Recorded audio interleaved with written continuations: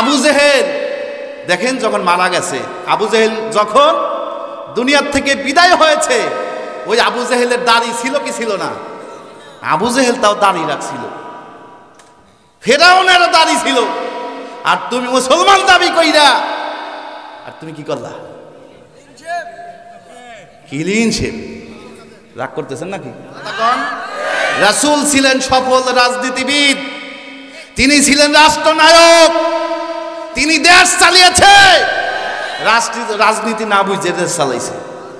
হ্যাঁ, আর রাজনীতি করে না, আয় আজকে আমার কাছে, এতদিন বাধা দিয়েছিস, আজকে আয়, তোর নাক ফাটাই ফেলবে। কথা কন ঠিক কিনা? খালি আজকে আয় মাইক কাইদে নেওয়ার জন্য। আমার ভাইয়ের আমির হামজার নাম শুনছেন নি? দেখছেন না কি করছে? আমারও ছাড়ে নেই ভাই, 3.5 বছর মামলা টানছি, জেল খাটছে। আহা কি কষ্ট রে ভাই, একটা দিন মনে হয়েছে যে আমার কাছে 1 বছর গেছে। ডান্ডা বেরি ফরাইছে ভাই, আল্লাহর কসম করে বলছি, ডান্ডা বেরি, এই লোহা এখানে এখানে এখানে পায়ে, তারপরে অ্যাক্সিডেন্ট করা পা, আমার পায়ে রড আছে, হাঁটতেই পারি না ঠিক মতো, আর আমাকে নিয়ে ডান্ডা বেরি ফরায় ভিতরে ঢুকতেছে। কি অপরাধ করছি? আমি বলে ধর্মীয় অনুভূতির উপর আঘাত করছি। সাইদি সাহেবের যে মামলা দিছে 295 ক ধারা, ধর্মের উপর আঘাত করা। দেখছেন, আমির হামজার মামলা দিছে ধর্মীয় অনুভূতির উপর আঘাত। আরে বেটা, আমরা আলেমেরা যদি ধর্মের উপর আঘাত করি, তোরা কি করেছিস? আমাকে রাষ্ট্রদ্রোহী মামলা দিয়ে জেলে পাঠাইছে। তখন এবার আমাকে বিচারপতি, আমাকে ম্যাজিস্ট্রেট বলল, ভাই আপনি দোষী না নির্দোষী হুজুর কন? তা আমি বললাম, আমি আপনাকে একটা কথা বলি স্যার, সেটা হলো আমি যদি দোষী হইতে জনগণ তো জুতা মারার কথা আমাকে, তো ওনাকে জুতা মারলো কে? এটা নেটে দেখবেন আপনারা, হাজার হাজার শ্রোতা জুতার বৃষ্টি মারছে ওই নেতার উপরে, আমলিকের ওই নেতার উপরে, কিন্তু জুতা মারলো কে? আমাকে তো মারে নাই। তা আমি যদি ধর্মের উপর আঘাত করি হিসেবে তো আমাকেই ধর্মের মারার কথা ছিল, ওকে মারলো কে? তাইলে ওই মারছে, ওই ধর্মের উপর আঘাত করছে। কথা কন ঠিক কি না? হুজুর আপনি জানেন তো, সরেন, সময় ভালো না, বুঝেন নাই? আমার ভাইরা, আমরা 17 বছর টিকে ছিলাম, পালাই নাই, এত নির্যাতনের পরেও ক্ষমতা তো ছিলই না আমাদের। আর তুমি সামান্য ক্ষমতা যখন তোমার ছুটে গেল, তুমি তো 45 মিনিটের বেশি টিকতে পারলা না। কথা কম ঠিক কিনা? নমরুদ, ফেরাউন, তারাও ক্ষমতা পেয়ে অপব্যবহার করেছে।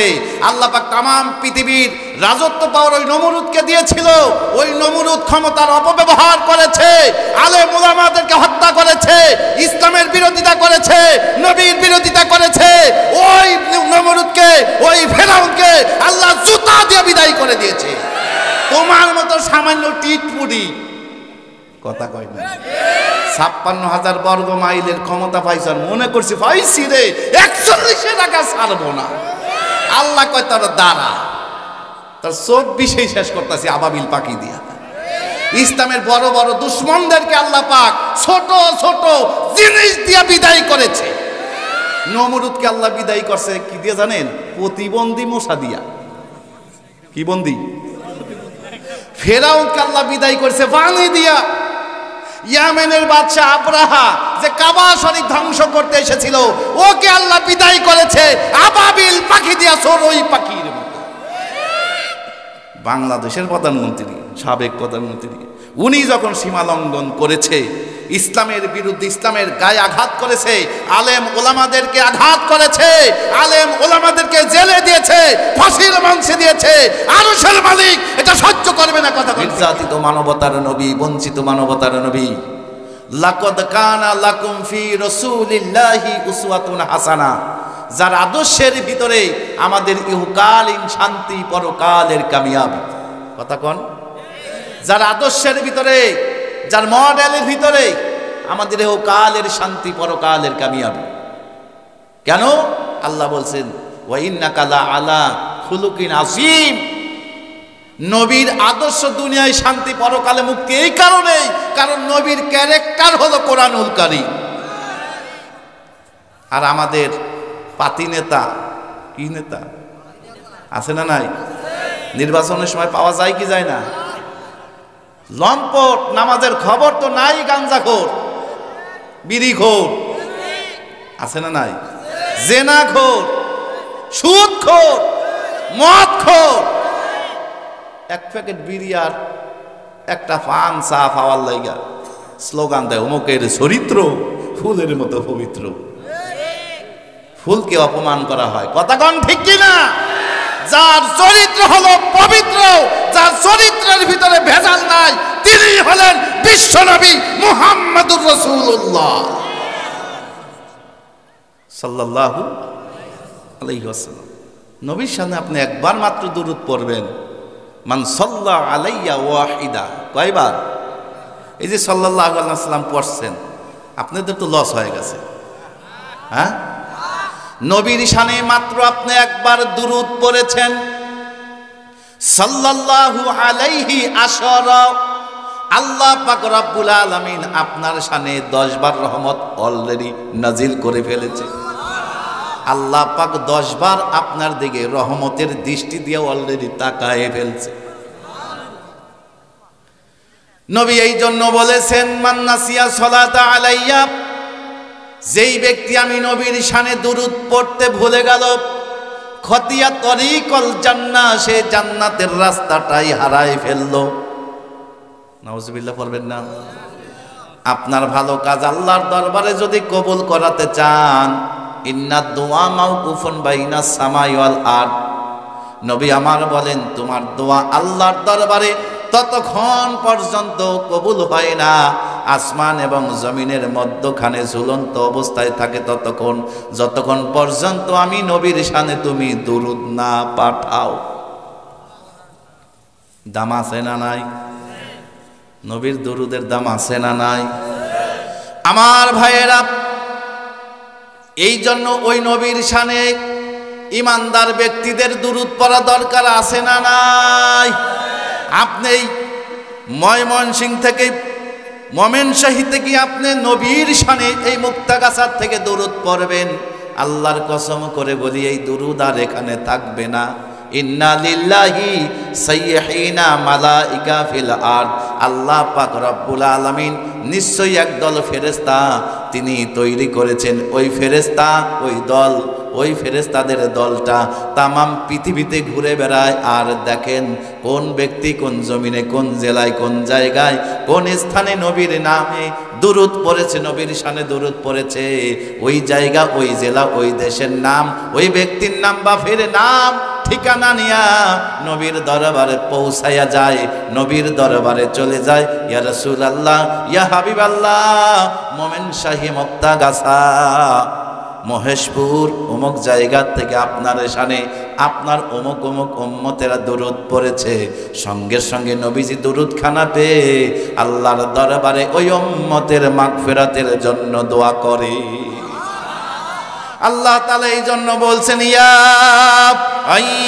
আইয়ুহাল্লাযীনা আমানু, হে ঈমানদারেরা, সাল্লু আলাইহি ওয়া সাল্লিমু তাসলিমা, যদি তোমরা নিজেদেরকে ঈমানদার বলে দাবি করো, আমার হাবিবের শানে দুরূদ পাঠাও।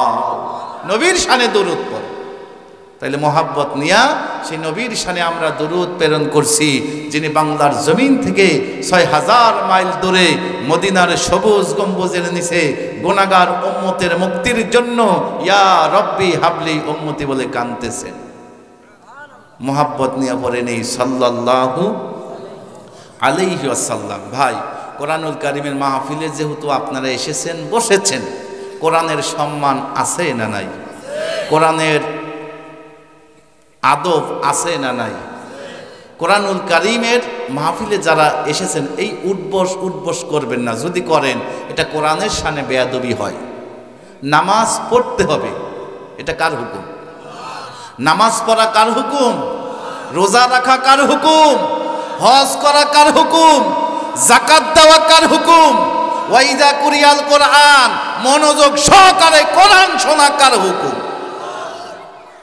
ফাস্তামিউ, আল্লাহ বলছে মনোযোগ সহকারে শোনো। লাভ আছে না নাই? লাআল্লাকুম তুরহামুন, আশা করা যায় খাস রহমত তোমরা পেয়ে যাবে। খাস রহমত পাবে যারা, আল্লাহর কসম করে বলছি জান্নাতে চলে যাবে তারা। যতক্ষণ বসে থাকবেন লসে পড়বেন না। যা দাতুহুম ঈমানা, আপনার ঈমান আল্লাহ নিজে বাড়ায়া দিবে। কোরআনের আলোচনার সঙ্গে হাত ভালো থাকে।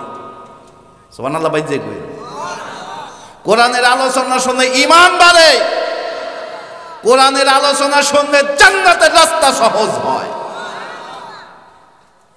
আমার ভাইরা, কোরআনের মাহফিলে যেহেতু বসেছেন, আমি যদি আপনাদের সামনে আধা ঘন্টা সময় কথা বলি, এই যে এত শীতের ভিতরে যে আপনারা বসে আছেন, আমি আশ্চর্য হয়ে যাচ্ছি। আমি আপনাদের জন্য মুসাফির মানুষ, দোয়া করি আল্লাহ কোরআনের শানে, কোরআনের সম্মানে যেন আপনাদেরকে জান্নাত হিসেবে কবুল করে নেন। আমি মুসাফির মানুষ ভাই, গুনাহগার হতে পারি, আমি তো মুসাফির। তিনজনের দোয়া কবুল করেন কে? 100% কবুল করেন। কথা কোন ঠিক কিনা? সালাসা দোয়া মুস্তাজাবাল্লাহুন্না লা শাক্কা ফিহিন্না, কোনো সন্দেহ থাকে না তিনজনের দোয়া কবুল করেন কে? তার ভিতরে আমি একজন আছি না নাই? এই মুহূর্তে মুসাফির আছে না নাই? নাটোর কি ভাই আপনাদের বাড়ির কাছে? এত দূর থেকে আমি এসেছি, সকালবেলা রওনা দিয়েছি, আস্তে আস্তে রাত 7:30 বেজে গেছে। এত কষ্ট করে এসেছি ভাই, আমি তো মুসাফির। কোরআনের সম্মানে, মুসাফিরের সম্মানে আধা ঘন্টার সময় কারা কারা দিবেন? তারা হাত তুলে দেখান তো দেখি। এই আধা ঘন্টার ভিতরে উঠবেশ করবেন না, চলেও যাবেন না ইনশা। আর যদি আপনাকে না হুজুর মোনাজাত দিয়ে দেন, তাইলে আর আমি আগাবো না, আমি শেষ করে দেবো, আলোচনায় আর যাবো না। চলবে তো? আমি আপনাদের সামনে যে হাদিসে পাক তেলাওয়াত করেছি ভাই, খুব গুরুত্বপূর্ণ হাদিস। জীবনে অনেক ওয়াজ শুনেছেন ভাই, নাম হয়েছে তাফসির মাহফিল। আমি কি তাফসির করব নাকি অন্য কিছু করব? তাফসির যদি শোনার মন মানসিকতা থাকে তাহলে আমি তাফসির করব। আর যদি না হুজুর অজগবি কিচ্ছা কাহিনী, এমন কাহিনী করবেন যেন আমরা কানতে কানতে মারা যাই। কথা কন, যেই আলোচনার ভিতরে কোনো কোরআন নাই, হাদিস নাই, হ্যাঁ, ও যদি ওয়াজ করতে করতে বক্তাও যদি মারা যায়, শ্রোতাও যদি মারা যায়, বলেন তো কোনো লাভ হবে? যেই ওয়াজ শুনে লাভ হবে, 1 ঘন্টা আলোচনা শুনলে 60 বছরের সব পেয়ে যাবেন, এমন ওয়াজই শোনা দরকার। একটু সময় কোরআনের তাফসীর শুনবেন, 60 বছর না, খালি 1000 রাকাত নফল নামাজের সওয়াব আল্লাহ দিয়ে দিবে। একটু সময় কোরআনের তাফসীর শুনবেন, সারা রাতের নফল নামাজের সওয়াব আল্লাহ দিয়ে দিবে। এই জন্য আমরা কোরআন শুনবো। কথা কোন ঠিক কিনা? মোমেন শাহীর মানুষ কোরআন প্রিয় নাকি অজগবি কিচ্ছা কাহিনীর প্রিয়? তাইলে আমরা কোরআন শুনবো আবু বকরের মতো। কথা কোন ঠিক কিনা? না আবু জাহিলের মতো? আবু জাহেল সারা রাত জেগে জেগে বাইতুল্লাহর পাশে দাঁড়িয়ে বিশ্ব নবীর কণ্ঠে কোরআন শুনেছিল, আমি নাটোরি আলী আকবরের কণ্ঠে না। কথা কোন? সারা রাত জেগে জেগে আবু জেহেল, আবু লাহাব, উতবা, সাইবা, ওলীদ ইবনে মুগীরা বিশ্ব নবীর কণ্ঠে কোরআন শুনেছে। এটা কি আলী আকবর নাটোরির বানানো কোন হাদিস? কার কথা এটা? আমার ভাইয়েরা, সারা রাত জেগে জেগে ওই আবু জেহেল, আবু লাহাব, উতবা, সাইবা, তারা কিন্তু সারা রাত কোরআন শোনার পরেও জান্নাত পায় নাই, কারণ তাদের অন্তরের ভিতরে ছিল বেজাল। আল্লাযীনা আমানু ওয়ালাম ইয়ালবিসু ঈমানাহুম বিজুলম, ঈমানের ভিতরে ছিল জুলুম। কথা কোন ঠিক কিনা? আর একই কোরআন শুনেছেন আবু বকর, ওসমান, আলী, জান্নাতে গেছে চলি। তাহলে আমরা কোরআন শুনবো কার মতো? আবু বকরের মতো না আবু জেহিলের মতো? জোরে কোন? আল্লাহ পাক যেন আমাদেরকে আবু বকরের মতো কবুলই করে নেন।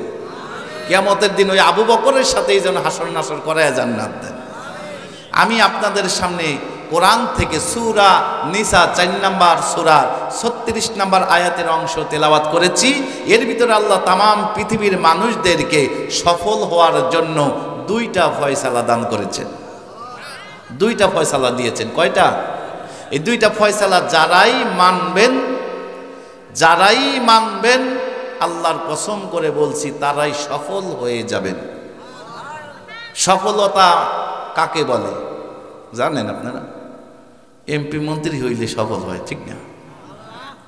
চেয়ারে থাকলে সফল হয়, কারণ চেয়ার মানে গিয়ার মানে ক্ষমতা মানেই সফল। অনেকেই সফলতার পিছনে দৌড়ায়। প্রধানমন্ত্রী শেখ হাসিনা 17 বছর লাগাতার ছিল, তার ক্ষমতা আছে না গেছে? ও তো সফল না ব্যর্থ?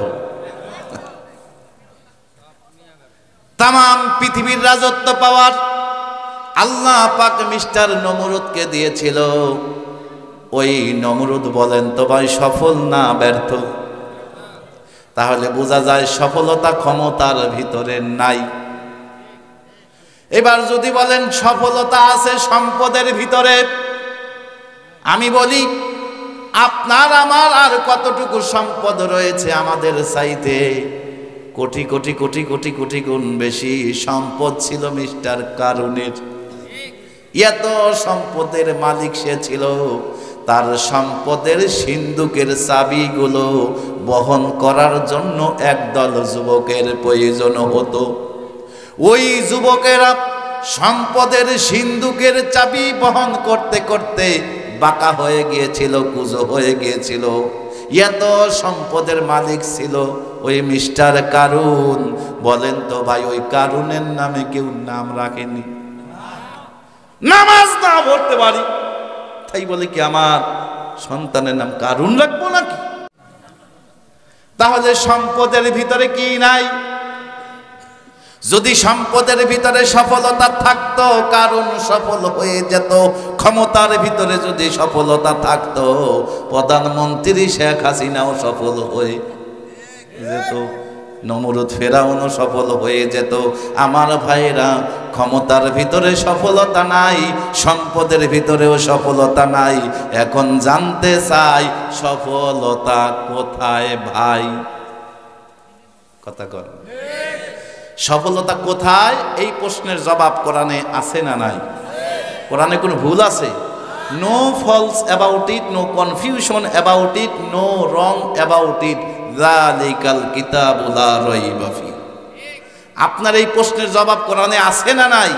আল Quran is the only solution of problem of human being, মা ফাররাতনা ফিল কিতাবি মিন শাইইন। আপনার যত প্রশ্ন আছে সকল প্রশ্নের জবাব কোরআনে আছে না নাই? এখন যদি আপনি প্রশ্ন করেন, জানতে চাই কোরআন সফলতা কোথায়, কোরআন সুন্দর করে জানায় দিচ্ছেন ও দুনিয়ার মানুষের সফলতা কোথায় শোনো। ফামান যুহজিহা আনিন নার, যেই ব্যক্তি জাহান্নামের আগুন থেকে নিষ্কৃতি পেয়ে গেল, ওয়া উদখিলাল জান্নাতা ফাকাদ ফাজ, জান্নাতে প্রবেশের অনুমতি পেল, ওই মানুষটাই কেবল সফল হয়ে গেল। সফলতার নাম হলো জান্নাত কামাই করা, সফলতার নাম হলো জাহান্নামের আগুন থেকে বেঁচে যাওয়া। এই সফলতা মোমেন শাহীবাসী চাই কি চাই না? জোরে বলেন, এই সফলতা আমরা চাই কি চাই না? তাহলে এই সফল আমি আপনি যদি হতে চাই, ফয়সালা মানব কয়টা? এই দুইটা ফয়সালা মানতে হলে আগে কি করব? জানব। কথা কয় না? কোরআনের সর্বপ্রথম আয়াত আল্লাহ পাক আয়াত নাজিল করলেন, বান্দা আগে তুমি শিখো, ই করো, আগে জানো। কথা কন ঠিক কিনা? ড্রাইভার ড্রাইভ না শিখে যেমন ড্রাইভারি করতে পারে না, ডাক্তার ডাক্তারি বিদ্যা না শিখে যেমন রোগীকে অপারেশন করতে পারে না, আপনি যদি না শিখে কোরআন না জেনে না শিখে যদি আমল করেন, অ্যাক্সিডেন্ট করার সম্ভাবনা আছে না নাই? এই জন্য আগে জানবো তারপর জানবো, তারপর জানার নাম মানার নাম, তার নাম ইসলাম। অনেকে কয় হুজুর জানার নাম ইসলাম না, মানার নাম ইসলাম। বেটা বেকুফ, না জানলে মানবে কি? এই জন্য আগে কি করব ভাই? তাহলে এই দুইটা ফয়সালা জানবো, ইনশাআল্লাহ সফল হয়ে যাব। অত্র আয়াতের আলোকে আপনাদের সামনে যে হাদিসে নববী তিলাওয়াত করেছি, নবী বলেন সালাসা লা ইউকাল্লিমুহুমুল্লাহু ইয়াউমাল কিয়ামা, কিয়ামতের দিন আল্লাহ পাক রব্বুল আলামিন তিন প্রকার মানুষের সাথে কোনো কথা বলবে না। জোরে কোন কয় প্রকার?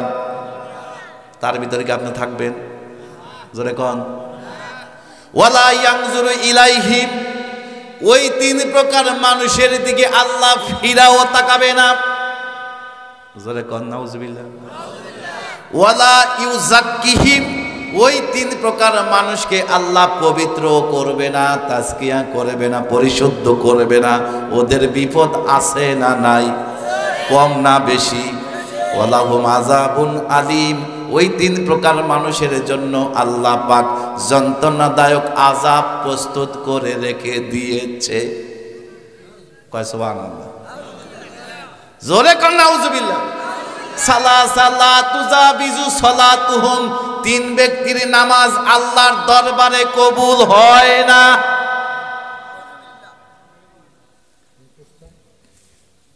বিরক্ত হচ্ছেন নাকি? আপনার কষ্ট পাচ্ছেন? কয় ব্যক্তির নামাজ তাদের মাথার উপরে ওঠে না? সালাসালাতু জাবিজু সালাতুহুম, 3 ব্যক্তির নামাজ আল্লাহর দরবারে কবুল হয় না, মাথার উপরে ওঠে না। ওই 3 প্রকার মানুষ কারা জানা দরকার আছে না নাই? 3 প্রকার মানুষের সাথে কথা বলবেন না কে? 3 প্রকার মানুষ এর দিকে ফিরাও তাকাবেন না কে? 3 প্রকার মানুষকে পবিত্র করবেন না কে? ওই 3 প্রকার মানুষ কারা এটাও জানা দরকার। এই কারণেই যদি এই 3 প্রকার মানুষের ভিতরে কোনো এক প্রকারে আমি বাপনে পড়ে যাই, ওই 3 প্রকার মানুষের ভিতর থেকে আমাকে ফিরে আসা দরকার আছে না নাই? জোরে কোন দরকার আছে না নাই? তওবা করে ওই দল থেকে, ওই মত থেকে, ওই পথ থেকে ফিরে আসবো। যেই মতের দল, যেই পথের দল, যেই পথের লোকেরা 3 প্রকার হয়ে যাবে, যাদের সাথে আল্লাহ কথা বলবে না, যাদের দিকে আল্লাহ ফিরাও তাকাবে না, যাদেরকে আল্লাহ পবিত্র করবে না, ওই দলের সাথে আমরা থাকবো না। তার ভিতরে 1 নাম্বার, আপনারা কি মনোযোগ দিয়ে শুনতেছেন? বলবো 1 নাম্বার হলো ইমামুন কওম ওয়া হুম লাহু কারিহুন, যে নেতা জোর করে ক্ষমতায় থাকে অথচ জনগণ চায় না। তিরমিজি শরীফের 360 নম্বর হাদিস। এই হাদিসটা আমি বলার কারণে এই যে আজকে ক্যামেরাম্যান এসেছে, জিজ্ঞাসা করেন আমার ইমামতি খালাস হয়ে গেছে। হুজুর ওয়াজ আর খুঁজা পান না, আমাদের প্রধানমন্ত্রী জোর করে আছে বলে তাই এইভাবে অ্যাঙ্গেল মাইরা ওয়াজ করেন। আমি বললাম ভাই হাদিস বললাম, এত অন্য কারো নাম তো কইনি, কারণ নাম কইছে নাকি? আপনার নাম বলা লাগবে কে? আপনি বুঝেন না আমরা যে আছি এমনি। আমার ভাইয়েরা, মিল্লাত আবিকুম ইব্রাহিম, আমাদের জাতির পিতাকে, এই জাতির পিতা ইব্রাহিমকে নিয়ে আমি ওয়াজ করেছিলাম ওই কুষ্টিয়া।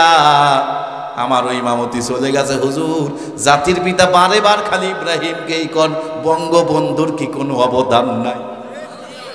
আমি বললাম ভাই তোর কাছে 10টা থাকতে পারে জাতির পিতা, আমি যেহেতু মুসলমান আমার কাছে জাতির পিতা একজনই।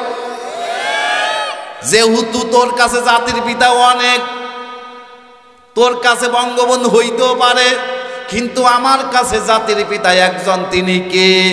যেই ব্যক্তি জাতির পিতা ইব্রাহিম আলাইহিস সালামকে মানে আবার অন্য কাউকেও বলে, আল্লাহর কসম করে বললাম সে আল্লাহর আইনে শরীক করেছে।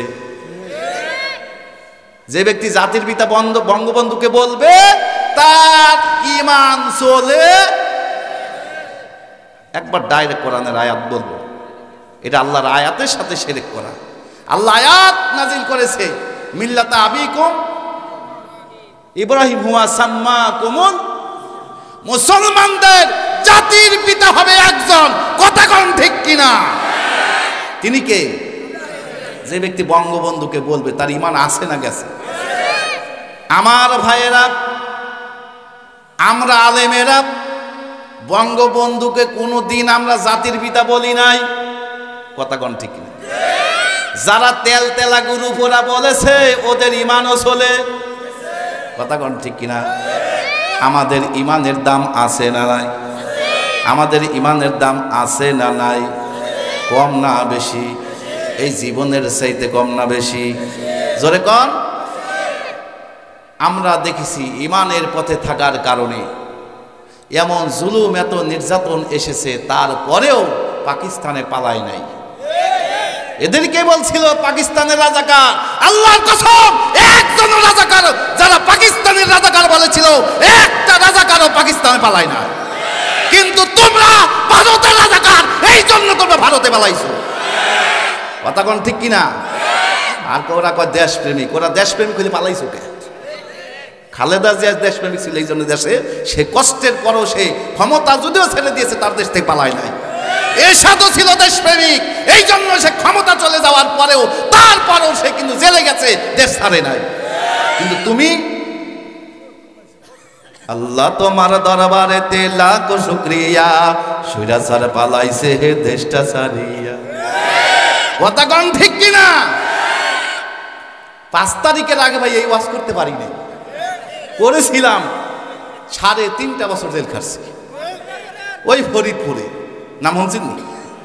ফরিদপুরে ওয়াজ করেছি ভাই, এই ওয়াজটাই করেছিলাম, তাবারাকাল্লাযী বিয়াদিল মুলক, সকল ক্ষমতার উৎস আল্লাহ। এরা কয় হুজুর কে সকল ক্ষমতার উৎস জনগণ? তা আমি কইলাম তোর চাইতে ইমান ওই আবু জেহেলেরই ভালো ছিল। কারণ আবু জেহেল আল্লাহকে জীবনদাতা হিসাবে, সৃষ্টিকর্তা হিসাবে বিশ্বাস করেছে। কোরআন সূরা যুখরুফ 9 নম্বর আয়াত। হে নবী, আপনি যদি আবু জেহেলকে জিজ্ঞাসা করেন মান খলাকাহুম, কে তোমাদেরকে সৃষ্টি করেছে? ওই আবু জেহেল, আবু লাহাব, উতবা, সাইবা, ওয়ালিদ ইবনে মুগিরা, মক্কার প্রসিদ্ধ বড় বড় কাফের, তারা বলবে লা ইয়াকুলুনাল্লাহ, যিনি আমাদেরকে সৃষ্টি করেছেন তিনিই হচ্ছেন আল্লাহ। তাহলে আবু জেহেল গ্রুপ আল্লাহকে সৃষ্টিকর্তা হিসাবে বিশ্বাস করেছে। হে নবী, শুধু তাই না, আপনি যদি ওদেরকে জিজ্ঞাসা করেন, মক্কার প্রসিদ্ধ বড় বড় কাফের যারা, আবু জেহেল যারা আছে, ওদেরকে যদি জিজ্ঞাসা করেন যে কুল মাইয়ার জুকুকুম, কে রিজিক দাতা? ওই আবু জেহেল বলবে সায়াকুলুনাল্লাহ, যিনি রিজিক দাতা তিনি হচ্ছে আল্লাহ। আর আমার প্রধানমন্ত্রী, সাবেক প্রধানমন্ত্রী বলছিল, আমরা জানি এই বসুন্ধরায় প্রতিবার মা দুর্গা গজে সরে আসে, আর গজে সরে আসার কারণে দেশে বাম্পার ফলন হয়েছে। আর এরপরও যারা ওকে ভোট দেন, ওর ইমান আছে না? ওদের সাথে ইমান গেছে। এটা কি রাজনীতি হচ্ছে? কারণ আপনি ওকে সাপোর্ট করা মানে আপনার ওই পথে যাওয়া। কথা কোন ঠিক কিনা? উনি বলতেছে মা দুর্গায় রিজিক দিছে, মা দুর্গা আসার কারণে গজে সরে আইছে। কিসের দুর্গা? গজ মানে কি বুঝেন? এই যে বলছে এমন ভাবে বাঁশ দিয়ে পিছনে দিয়ে দিছে। কথা কোন ঠিক কিনা? ও বলে রিজিক দেয়, ও আসার কারণ নাকি দেশে বাম্পার ফলন হয়েছে।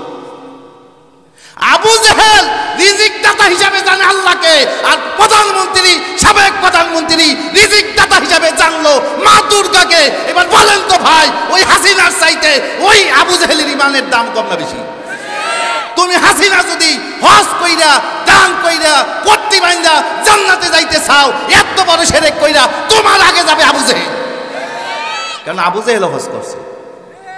বিশ্বাস না হলে হাদিস করে দেখেন, ওরা সাধারণভাবে হজ করেন, ল্যাংটা হয়া আইসি ল্যাংটা। কথা কোন ঠিক কিনা? না কাপড় বই যাইছেন দুনিয়ায়? যাবো ল্যাংটা, ল্যাংটা হয়ে যাবো না আমরা? আপনার পোশাক রাখবে আইসি ল্যাংটা, যাবো ল্যাংটা। সুতরাং ল্যাংটা হয় এই কাবা তাওয়াফ কর। তাইলে কোনো অহংকার নাই আমাদের। কি সুফিগিরি, হাইর দরবেশ, কিলিন শেপ, কথা কয় না? আছে না আমাদের দেশে? এই আবু জেহেল বিপদে পড়ে তার দাড়ি কাটে নাই। আর আমাদের দেশে হাইরে ইমান, নাম ইমান আলী, আসলে ভিতরে কি নাই? দরবেশ বাবা, হাইরে কিলিন কিলিন, কথা কয় না? আবু জেহেল দেখেন যখন মারা গেছে, আবু জেহেল যখন দুনিয়ার থেকে বিদায় হয়েছে, ওই আবু জেহেলের দাড়ি ছিল কি ছিল না? আবু জেহেল তাও দাড়ি রাখছিল, ফেরাউনের দাড়ি ছিল। আর তুমি মুসলমান দাবি কইরা, আর তুমি কি করলা? Clean shape. রাগ করতেছেন নাকি? শেষ করে দিব। আবার এরা কয় হুজুর রাজনীতি কইরেন না। কি নীতি? আমার ভাইরা, কোরআন হলো রাজনীতির সবচেয়ে বড় কিতাব। কথা কন? রাসূল ছিলেন সফল রাজনীতিবিদ, তিনি ছিলেন রাষ্ট্রনায়ক, তিনি দেশ চালিয়েছে, রাজনীতি না বুঝে দেশ চালাইছে। হ্যাঁ, আর রাজনীতি করে না, আয় আজকে আমার কাছে। এতদিন বাধা দিয়েছিস, আজকে আয়, তোর নাক ফাটাই ফেলবো। কথা কন ঠিক কিনা? খালি আজকে আয় মাইক কাইদে নেওয়ার জন্য। আমার ভাইয়ের আমির হামজার নাম শুনছেন নি? দেখছেন না কি করছে?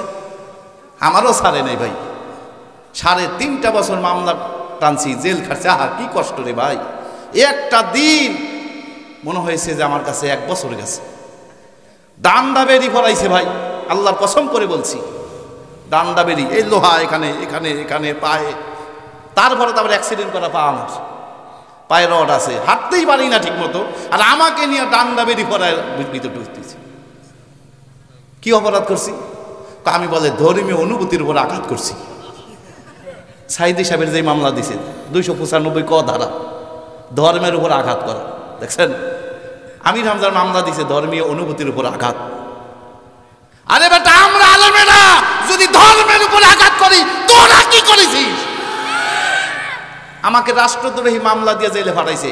তখন এবার আমাকে বিচারপতি, আমাকে ম্যাজিস্ট্রেট বলল, ভাই আপনি দোষী না নির্দোষী হুজুর কন। তা আমি বললাম, আমি আপনাকে একটা কথা বলি স্যার, সেটা হলো আমি যদি দোষী হইতে জনগণ তো জুতা মারার কথা আমাকে, তো ওনাকে জুতা মারলো কে? এটা নেটে দেখবেন আপনারা, হাজার হাজার শ্রোতা জুতার বৃষ্টি মারছে ওই নেতার উপরে, আমলিকের ওই নেতার উপরে। কিন্তু জুতা মারলো কে? আমাকে তো মারে নাই। তা আমি যদি ধর্মের উপর আঘাত করি হিসেবে তো আমাকেই ধর্মের মারার কথা ছিল। ওকে মারলো কে? তাইলে ওই মারছে, ওই ধর্মের উপর আঘাত করছে। কথা কন ঠিক কি না? হুজুর আপনি জানেন তো, সরেন, সময় ভালো না, বুঝেন নাই? আমার ভাইরা, আমরা 17 বছর টিকে ছিলাম, পালাই নাই। এত নির্যাতনের পরেও ক্ষমতা তো ছিলই না আমাদের। আর তুমি সামান্য ক্ষমতা যখন তোমার ছুটে গেল, তুমি তো 45 মিনিটের বেশি টিকতে পারলা না। কথা কম ঠিক কিনা? নমরুদ, ফেরাউন, তারাও ক্ষমতা পেয়ে অপব্যবহার করেছে। আল্লাহ পাক তামাম পৃথিবীর রাজত্ব পাওয়ার ওই নমরুদকে দিয়েছিল। ওই নমরুদ ক্ষমতার অপব্যবহার করেছে, আলেম উলামাদেরকে হত্যা করেছে, ইসলামের বিরোধিতা করেছে, নবীর বিরোধিতা করেছে। ওই নমরুদকে, ওই ফেরাউনকে আল্লাহ জুতা দিয়ে বিদায় করে দিয়েছে। তোমার মতো সামান্য টিটপুরি, কথা কয় না, 56,000 বর্গ মাইলের ক্ষমতা পাইছার, মনে করছি পাইছি রে 41 টাকা ছাড়বো না। আল্লাহ কয় তার দ্বারা তার 24 শেষ করতেছি আবাবিল পাখি দিয়া। ইসলামের বড় বড় দুশ্মনদেরকে আল্লাহ পাক ছোট ছোট জিনিস দিয়া বিদায় করেছে। নমরুদকে আল্লাহ বিদায় করছে কি দিয়ে জানেন? প্রতিবন্ধী মশা দিয়া। কি বন্দি? ফেরাউনকে আল্লাহ বিদায় করছে পানি দিয়া। ইয়ামেনের বাদশা আবরাহা যে কাবা শরীফ ধ্বংস করতে এসেছিল, ওকে আল্লাহ বিদায় করেছে আবাবিল পাখি দিয়া, চড়ুই পাখির মতো। বাংলাদেশের প্রধানমন্ত্রী, সাবেক প্রধানমন্ত্রী, উনি যখন সীমা লঙ্ঘন করেছে, ইসলামের বিরুদ্ধে, ইসলামের গায়ে আঘাত করেছে, আলেম ওলামাদেরকে আঘাত করেছে, আলেম ওলামাদেরকে জেলে দিয়েছে, ফাঁসির মাংসে দিয়েছে, আরশের মালিক এটা সহ্য করবে না। কথা কোন ঠিক কিনা? আরশের মালিক তোমার প্রতি নারাজ হয়ে গেছে। এই জন্য আল্লাহ তোমাকে বড় কিছু দিয়ে বিদায় করে নাই, ছাত্র জনতা দিয়ে বিদায় করেছে।